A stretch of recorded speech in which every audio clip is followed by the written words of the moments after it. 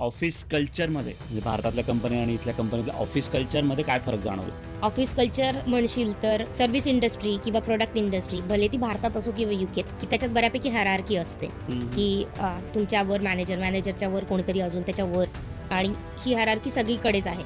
भारतात जो माझा अनुभव आहे कल्चर वाईज म्हणशील तर मॅनेजर जे सांगेल ते युजली तुम्ही करतात, कारण तुमचे अप्रायझल्स, तुमचं इयरली रिव्ह्यू सगळं त्याच्यावर डिपेंड असतं आणि ॲट द एंड तुमचा पे स्केल त्याच्यावर डिपेंड असतं. सो तुम्ही थोडेसे बांधील असतात की जे तुम्हाला सांगितलं जातं ते तुम्ही करतात.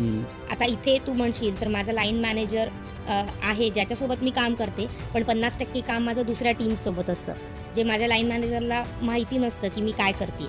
मी फक्त सांगते की मी हे काम करणार आहे ह्यांच्यासोबत आणि मला ते करायचं आहे, कारण तो माझा रोल आहे. आता भारत आणि युके असा जो वर्क कल्चर डिफरन्स म्हणलास तर परत हायरार्कीच म्हणेन मी, की लाईन मॅनेजरचं नाही म्हणलं तरी थोडं प्रेशर असतं भारतात मॅनेजरचं.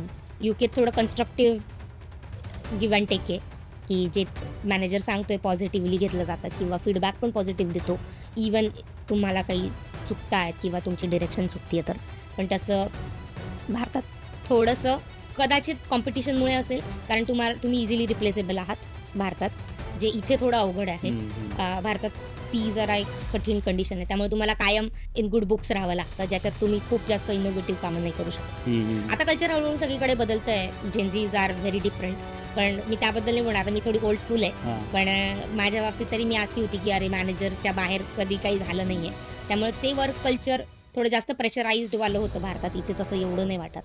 आणि टीम बाबतीत जर मी बोलायचं म्हणली तर मी आत्ता पण मिस करते भारतातल्या टीम्स आमच्या, की ते खूप वेगळ्या प्रकारचं बॉन्डिंग असतं. कदाचित म्हणजे तुम्ही इतके चांगले फ्रेंड्स होतात कलिग्ज न राहून की जे तुमचं लाईफ टाईम रिलेशन होतं, ते मी इथे मिस करते. इथे खूप छान कलिग्ज आहेत, पण कदाचित लँग्वेज बॅरियर, कल्चरल डिफरन्सेस, आपण जसे वाढलोय हे सेम नसल्यामुळे कधीतरी त्या बॉन्डिंगमध्ये थोडासा गॅप राहतो, जो भारतात नाही. चिडवता येत नाही, गॉसिप करता येत नाही, जे आपण भारतात अगदी खुलेआम चहाच्या कट्ट्यावर जाऊन कलिगशी म्हण, मॅनेजरशी म्हण, कंपनीची म्हण, पूर्ण आपण गॉसिप करू शकतो आणि मन मोकळं करू शकतो. तर इथे होणं जर अवघड होतं तरी आपण शोधत राहतो की अरे त्यातल्या त्यात आपल्याला कोणी मिळतं का, कारण ते गरजेचं आहे. जेव्हा तुम्ही काम करतात, जर तुमचं फ्रस्ट्रेशन बाहेर येत नाही तोवर इझी नाही होत पुढे मूव्ह ऑन व्हायला.